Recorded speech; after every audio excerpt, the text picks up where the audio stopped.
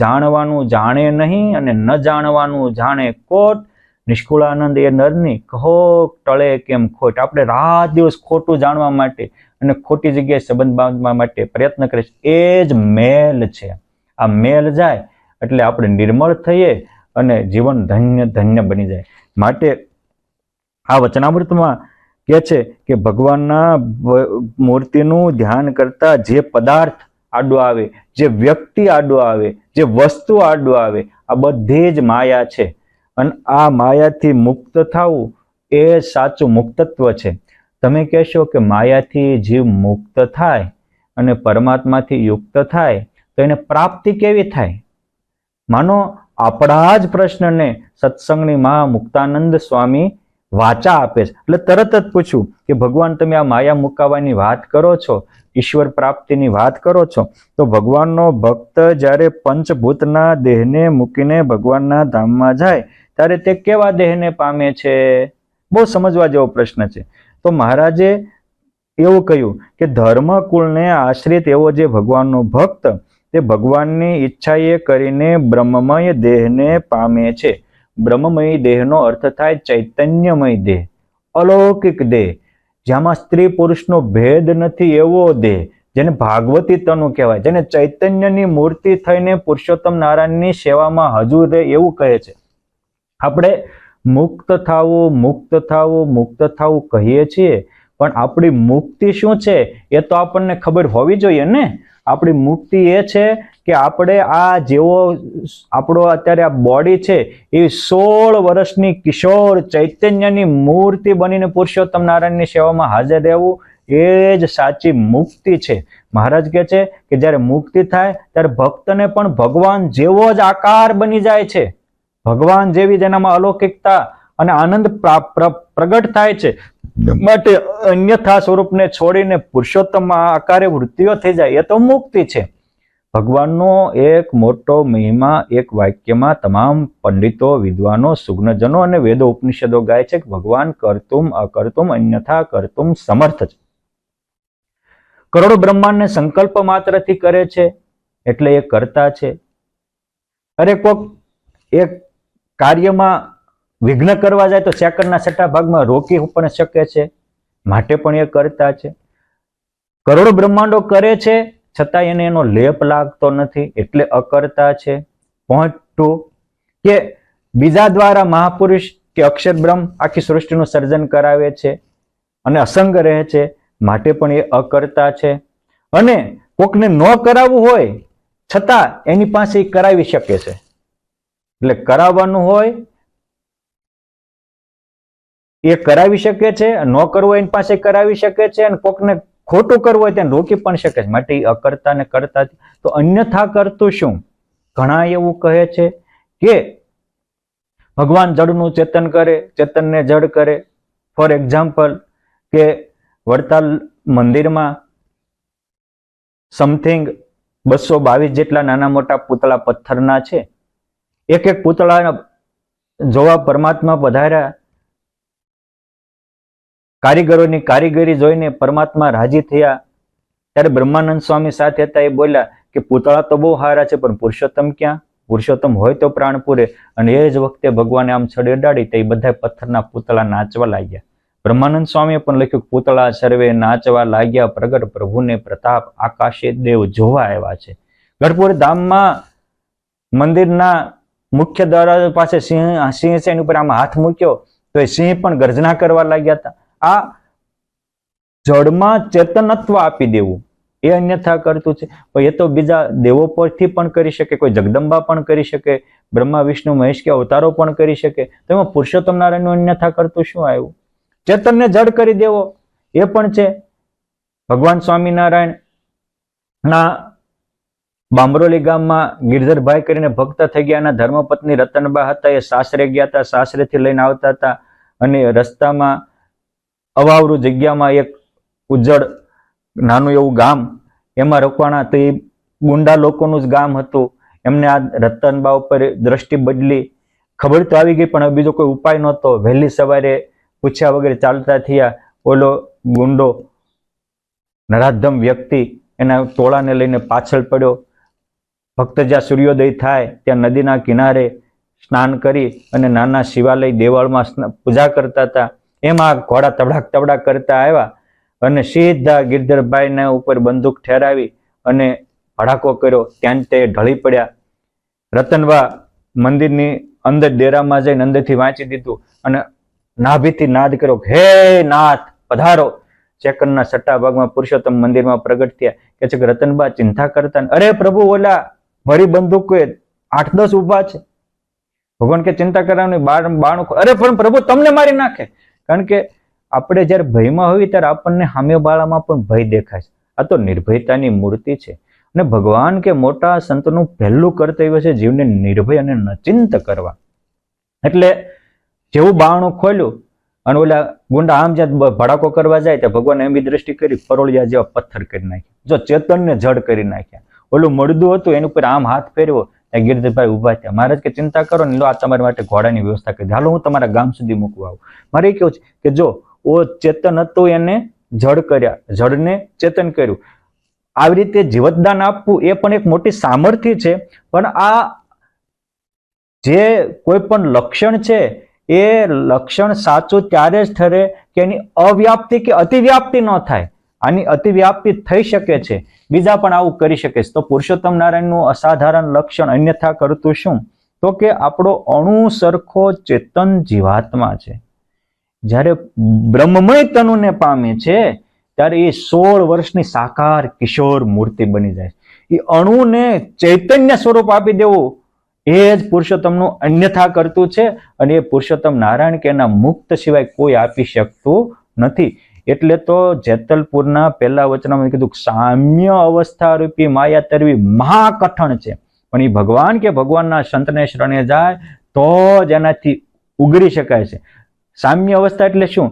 તો જ્યારે પ્રલય કાળ હોય ત્યારે માયાના સત્વગુણ, રજોગુણ ને તમોગુણ ત્રણે સમાન કક્ષાએ હોય, એટલે સામ્ય અવસ્થા કહેવાય.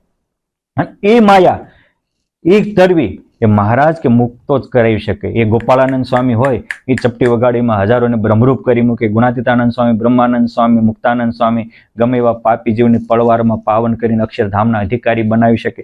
અહીંયા કે છે કે ભગવાનના ભક્ત બ્રહ્મમય તનુને પામે છે. અને બ્રહ્મમય તનુ ઓનલી ફોર અક્ષરધામમાં છે, કે જ્યાં સ્ત્રી પુરુષના ભેદ નથી. માટે અહીંયા સીધો અર્થ થાય કે ભગવાનનો ભક્ત અક્ષરધામમાં જાય છે. હવે એ ભગવાનની ઈચ્છાથી જ જાય છે. અને મહારાજે કીધું કે એ જે બ્રહ્મમય તનો આપે છે, ચૈતન્યની મૂર્તિ, ભગવાન કે હું મારા બળે કરીને કરું છું. ત્યાં કેવળ આશરો જ કામ લાગે છે, બીજું કશું જ કામ લાગતું નથી. ભગવાને ગીતાજીમાં કહ્યું ને કે દેવ યશી ગુણમયી મમ માયા દુરત્ય મામે પ્રપદ્યંતે, મારે શરણે જાય એ જ માયાને માયા મેતામ તરંતી. ભગવાનનો આશરો. હવે અક્ષરધામમાં પુરુષોત્તમ નારાયણના આશ્રિતથી જ જઈ શકાય. એટલે અહીંયા ધર્મકુળ એટલે શું? તો પહેલો તો એ કે પુરુષોત્તમ નારાયણનો આશરો. તમને એમ થાય કે ભાઈ આચાર્ય શ્રી સંપ્રદાયના મોભી છે એનો આશરો કેમ નહીં? જો તમે એ અર્થ કરો એમાં મને કોઈ પ્રશ્ન નથી, કારણ કે દરેક વ્યક્તિ પોતપોતાની રીતે અર્થઘટન કરવા સમર્થ છે અને મારે કોઈની શ્રદ્ધા ઉપર ઠેસ પહોંચાડવાનું કોઈ મિનિંગ પણ નથી. પરંતુ જ્યારે સમજવા બેઠા છે ત્યારે સમજવું ઘટે કે એક ગ્રંથ હોય તો ગ્રંથની પણ એક રીતિ હોય.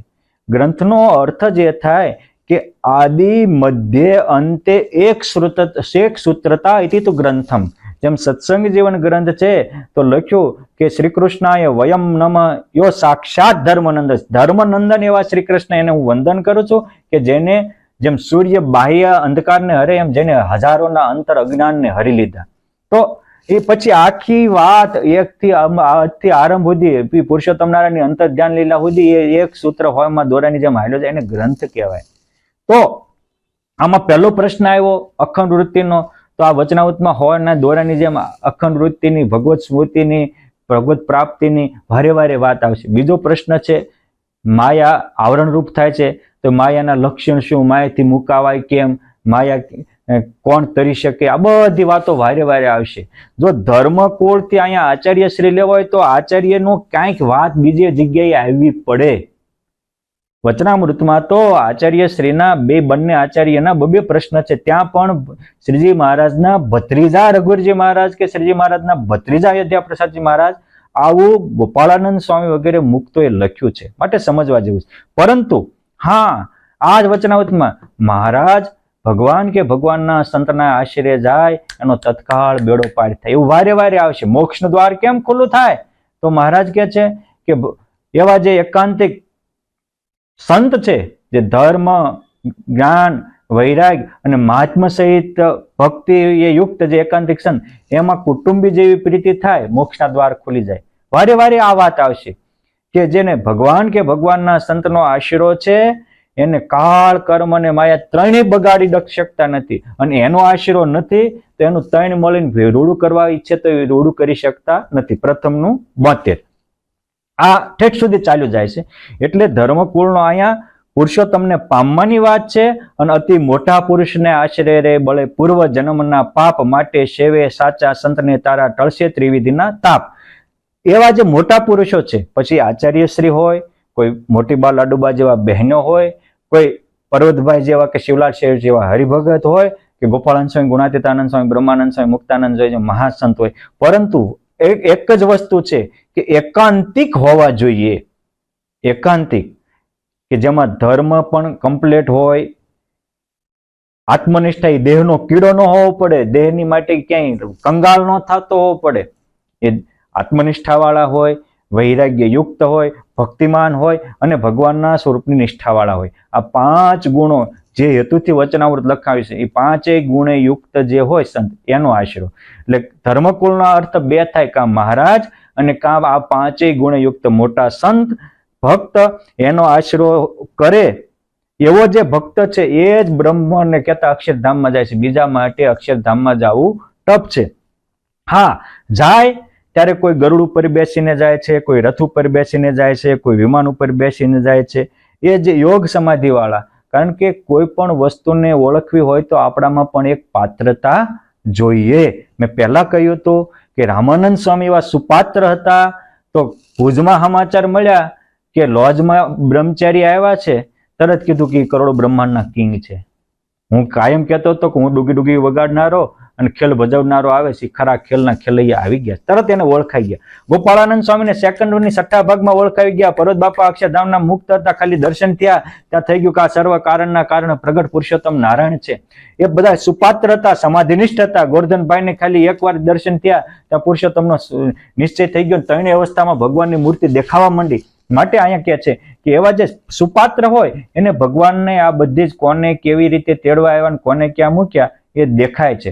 પરંતુ આપણે માયા તરવા માટે અને પુરુષોત્તમ નારાયણના પરમાનંદને પામવા માટે મહારાજ અને મહારાજના મુક્તને શરણે જવાથી આ પ્રાપ્તિ થાય છે. હવે તો એ મુક્તને શરણે જઈએ પણ વચમાં કંઈક આડું આવે તો એ પ્રશ્ન હરજીત ઠક્કર પૂછે છે. હરજીત ઠક્કર આ સહેતુક પ્રશ્ન પૂછે છે. હરજીત ઠક્કર મૂળે તળાજા તાલુકાના પિથલપુર ગામના હતા. એમના બાપા ભાયા ઠક્કર હતા, એમની માતુશ્રી જાનબાઈ હતા, એમના ધર્મપત્ની રાજબાઈ હતા. આ હરજીત ઠક્કર, પ્રેમજી ઠક્કર, કુરજી ઠક્કર, આ 3 ભાઈઓ હતા. લાધા ઠક્કર એના મિત્ર હતા. ઘણા લાધા ઠક્કરને ને હરજીત ઠક્કરને ભાઈઓ માને, પણ ના, આ લાધા ઠક્કર લાકડિયાના હતા અને હરજીત ઠક્કર પિથલપુરના હતા.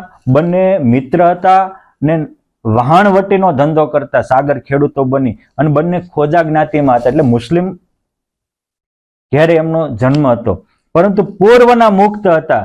અને એટલે એની માતા જાનબાઈ તો પિથલપુરથી ડેઈલી ગોપનાથ મહાદેવને દૂધ ચડાવવા જતા, રોજ લીટર દૂધ ચડાવવા જતા. પણ જેથી ભગવાન સ્વામિનારાયણ વન વિચરણ કરતા ત્યાં આવ્યા અને જોયા, બાલુડા જોગીને જોઈને શિવજીને ચડાવીને બદલે નીલકંઠ વર્ણિને પાયું, તે દિવસની એની મૂર્તિ દેખાવા માંડી અને ભગવાનને કરુણા કરી. આખું આખ્યાન ક્યારેક આપણે વિસ્તારથી લેશું. પરંતુ એની માતાના કહેવાથી એ 3 ભાઈઓ એ વખતના જમાનાના લાખ રૂપિયાની આવકને ખોટી કરી અને ગઢપુરમાં આવીને પુરુષોત્તમ નારાયણને સમર્પિત થયા હતા. દાદા ખાચરના કારભારી વગેરે કરતા હતા. આજે પણ ભગવાન સ્વામિનારાયણે દાદા ખાચરને કહીને હરજીત ઠક્કરને જે વાડી આપી હતી એ ગઢપુરમાં વાડી પણ છે, અને અહીંયા કૂવો ભગવાને ગળાવી દીધો તે કૂવો પણ પ્રસાદીનો છે. લક્ષ્મી વાડીથી તમે આગળ હાલો તો જે નાળિયેરી ડુંગર છે એનાથી થોડુંક ઈશાન ખૂણામાં એમની વાડીને કૂવો મેં જોયેલો છે, એનું શૂટિંગ પણ કરેલું છે. કહેવાનું આ એનો દસ્તાવેજી પુરાવો છે. પરંતુ એક દિવસ એમની માતાને એક અશુભ સંકલ્પ રહી ગયો.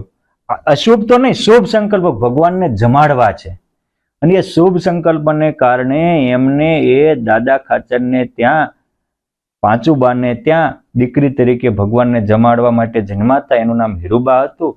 અને આ હીરુબા આ સમયે અક્ષરવાસી થયા ત્યારે મહારાજે હરજી ઠક્કરને કહેલું કે આ તમારી માતા અહીંયા ફરીને આવ્યા હતા, આજે મેં એની મુક્તિ કરી. શુભ સંકલ્પ પણ ઈશ્વર પ્રાપ્તિમાં આડોગઢ બને છે. એટલે અને એ શુભ હોય કે અશુભ હોય, બે આશરામાં તો બાધક જ છે. જેટલા સંકલ્પ બીજાઓ થયા એટલો આશરાની પોલ ગણાય, અને આશરાની પોલ એ ઈશ્વર પ્રાપ્તિમાં આડોગઢ બને. આ ઘટનાથી હરજી ઠક્કર પૂછે છે કે પ્રભુ ઘણા દિવસ સત્સંગ કરે, મારી માં ઘરે હતા તે દૂરનો સત્સંગમાં જવું છે અને સંતોને સમર્પિત થવું છે ને આવું કહેતા હતા, પણ તોય દેહ કે દેહના સંબંધીમાં ગાઢ પ્રીતિ છે, એવી સત્સંગમાં પ્રીતિ કેમ નથી થતી? એનું કારણ એ છે કે આ ભગવાન કે સંતો ઘણી વાર આપણને સાચી વાર્તા કહેતા હોય છે ત્યારે આપણને ખોટું લાગે છે. મેં હમણાં ન કીધું કે આવ્યા હોય એને હાર ન આપે ને ત્યાં ખોટું લાગે, આહાર ન આપે ત્યાં ખોટું લાગે, અથવા તો એવી ટેવ પડી જાય જે ઈશ્વર પ્રાપ્તિમાં આઢો ગઢ બને, અને કોઈક કે તો એનો અભાવ આવે. ભુજના મહાન ભક્ત રામાનંદ સ્વામીને સેવેલા ગંગારામમલ હતા, પરંતુ મંદિરમાં આવે તો દીકરાને લાવે, સ્વામી પાસેથી લાડુડિયું માગે અને પાછા આખા મંદિરમાં લાડુડિયું વેરતા જાય. છોકરું નાનું બાળક છે, એ દાદાને સમજવાનું હોય કે આ ધંધો મંદિરમાં ન કરાય. એમાં નિર્ગુણદાસ સ્વામીએ કીધું કે આ છોકરાને લઈને આવો છો ને તે ધામમાં આડું નડશે, જેમ ભરતજીને મૃગલીને બચ્ચું નડ્યું. અન ખીજાણા, મને કહેનારો કોણ તું? હું રામાનંદ સ્વામી નો છું. જો આ માયા આવી ગઈ કે સાચું કહેનારા પ્રત્યે અણગમો થાય છે. પછી તો ભગવાન એ તો કૃપાપાત્ર હતા ભગવાનના, અને ભગવાન માટે એને પોતાનું પ્રાણનું બલિદાન આપવાનું પણ સાહસ કરેલું. એટલે ભગવાને રાત્રિએ દિવ્ય દર્શન આપ્યા, ખોટી મારીને જગાડ્યું કે એ સાધુ કે સાચું છે, તું ખોટો માની જા. સમજો કે આ ગંગારામ મલ તો એટલા ભગવાનના કૃપાપાત્ર હતા કે ભગવાનને ખોટી મારીને જગાડીને કીધું કે આ ધંધો ન કરતા, અને ચેતી ગયા. આજે એ પરમાનંદના પુરુષોત્તમ નારાયણને પામીને પુરુષોત્તમનો પરમાનંદ ભોગવે છે, પરંતુ આ આપણને કોઈ સાચું કે ત્યાં ખોટું લાગે. એટલે એ પણ અહીંયા ઈ કે છે કે જે સાધુને સંગે કરીને ભગવાનનું મહાત્મ્ય પરિપૂર્ણ જાણવામાં આવે છે, એ સાધુ જ્યારે પોતાના સભા ઉપર વાત કરે ત્યારે સભાને મૂકી શકતો નથી, છોકરાને રમાડવાનું મૂકી શકતો નથી, અને વાર્તા કરનારા સાધુનો અવગુણ લે છે. આ જે સાચું કહેનારા પ્રત્યે આપણને નફરત થઈ એ મોટું પાપ છે. અને એ પાપ આપણને સત્ય સત્સંગ એટલે કે સત્ય એવા આત્મા કે સત્ય એવા પરમાત્મામાં પ્રીતિ થવા દેતી નથી.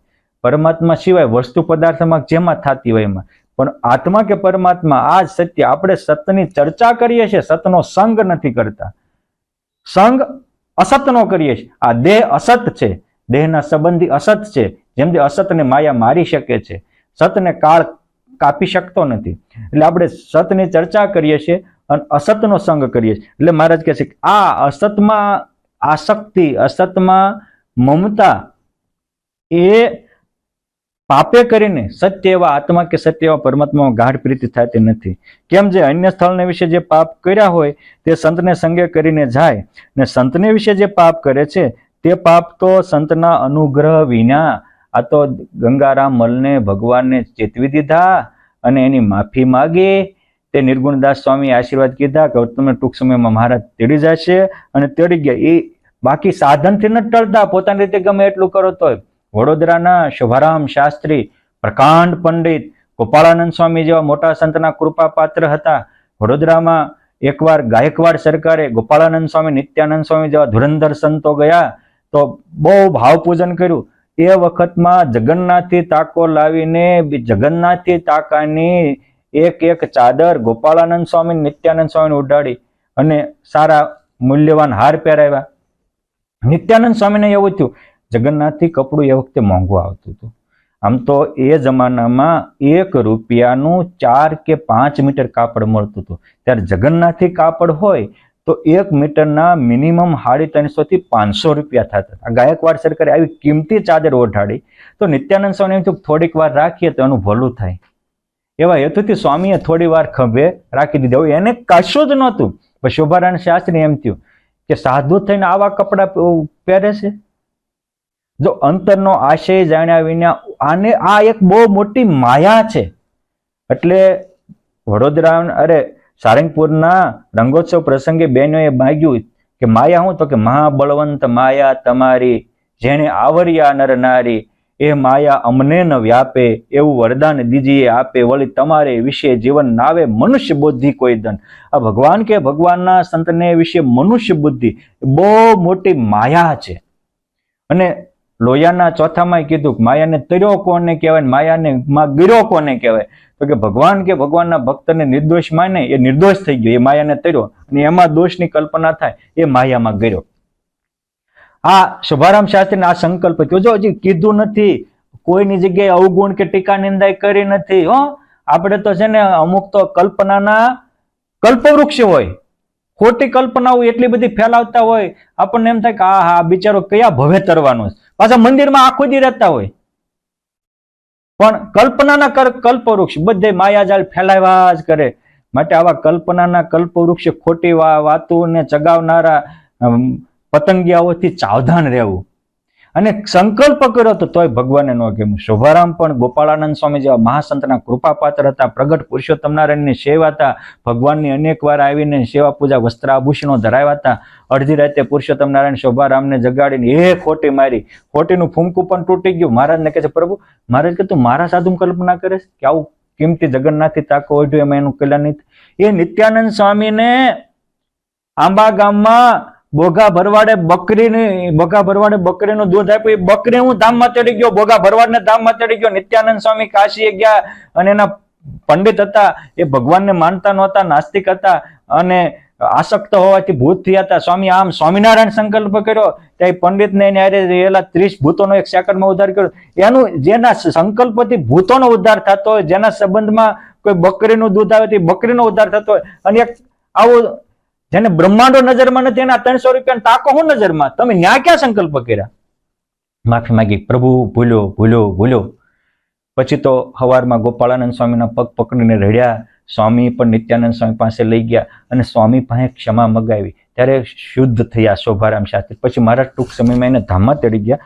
પણ આ ભગવાન કે ભગવાનના સંતમાં અવળો સંકલ્પ એ બહુ મોટી માયા છે, એ બહુ મોટું પાપ છે. અહીં જે ભગવાન શ્લોક ટાંકીને કહે છે કે વરાહ પુરાણનો આ શ્લોક છે કે અન્ય ક્ષેત્રે કૃતમ પાપમ તીર્થ ક્ષેત્રે વિનશ્યતિ. અન્ય ક્ષેત્ર એટલે કે બીજા જે સંસારમાં પાપ કર્યા હોય એ તીર્થ ક્ષેત્રે નાશ પામે છે. પણ તીર્થ ક્ષેત્ર, અહીંયા તીર્થોનું તીર્થ પણ સંત છે. 68 તીર્થ સંત ચરણ મેં, એ સંત છે. અને સંતમાં અભાવ અવગુણ લીધો, સંત કે ભક્ત પ્રત્યે કુભાવ કર્યો તો એ પાપ વજ્રલેપ થઈ જાય. હજી કદાચ કોઈ તીર્થમાં પાપ કર્યું હોય પણ સંતને કયો તે તીર્થમાં ભૂલથી શરત ચૂકથી પાપ થયું હોય તો સંત હજી ક્ષમા કરાવી શકશે. પરંતુ સંતમાં પાપ કર્યું, સંતનો અભાવ લીધો તો એ પાપને પરમાત્મા પણ માફ કરી શકશે નહીં. બહુ પ્રસિદ્ધ રામાયણની વાત છે કે વાલિયો લૂંટારો હતો, નારદને શરણે ગયો, તત્કાળ પવિત્ર થઈ ગયા. પણ માં જગદંબાએ લક્ષ્મણજી પ્રત્યે કુભાવ કર્યું તો પછી ભગવાનને ગમ્યું નથી. જે ભગવાને સીતા માતાને તિરસ્કાર કર્યા તો એ વાલ્મીકી ઋષિએ અપનાવી લીધા. પરંતુ અંબરીશ રાજાને અપમાન કર્યું તો દુર્વાસાને ભગવાને પણ ન સ્વીકાર્યા. માટે આ ભગવાન ભક્તને આધીન છે. માટે આપણે ભગવાનના ભક્તરૂપી તીર્થનું સેવન કરી એ આપણને સત્ય વાત કહેતા હોય તેને સમજીએ, અને ન સમજાય તો એ મોટા છે આપણને એમાં ખબર ન પડે એમ કહીને હાથ જોડીએ, પરંતુ ખોટી કલ્પનાના કલ્પવૃક્ષ બનીને જ્યાં ત્યાં બીજાને ભ્રમિત ન કરીએ, એ પણ એક મોટી સેવા છે. અને આવું જો કરશો તો જ સત્સંગમાં કહેતા સત્ય એવા આત્મા અને સત્ય એવા પરમાત્મામાં પ્રગાઢ પ્રીતિ થશે. ઘણી વાર આવા કલ્પનાના કલ્પવૃક્ષો બધે જ તે નેગેટિવ વાત ફેલાવનારા કહેતા હોય કે વર્ષોથી મંદિરમાં રહેવી છે પણ અંતરમાં શાંતિ નથી થતી. બાપ, શાંતિના રસ્તે ચાલો તો શાંતિ થશે. અશાંતિના રસ્તે ચાલવાથી ક્યારેય શાંતિ થાય નહીં. શાંતિનો રસ્તો એ છે કે દેહભાવ મૂકી દિવ્ય ભાવ કેળવવો, અભાવ અવગુણ મૂકી ગુણગ્રાહી દ્રષ્ટિ કેળવવો, કુટેવ મૂકી સુટેવ કેળવવી, દાસતા અને દિવ્યતા કેળવવી, અને આપણને જે કોઈ ભગવાનમાં જોડતા હોય, પરમેશ્વરના પંથે એક પગલું પણ આગળ લઈ જતા હોય એવાને મુક્ત માની એમાં રહીને સ્વયં બોલનારા ભગવાન છે એવું સમજી આપણે આગળ વધશું તો પળમાં બેડો પાર થઈ જશે. ઇતિ વચનામૃતમ ગરડા પ્રથમ પ્રકરણનું પહેલું થયું. હવે પાછું આપણે આવતીકાલે બીજું વચનામૃત લેશું. અસ્તુ. ધન્યવાદ. જય સ્વામિનારાયણ.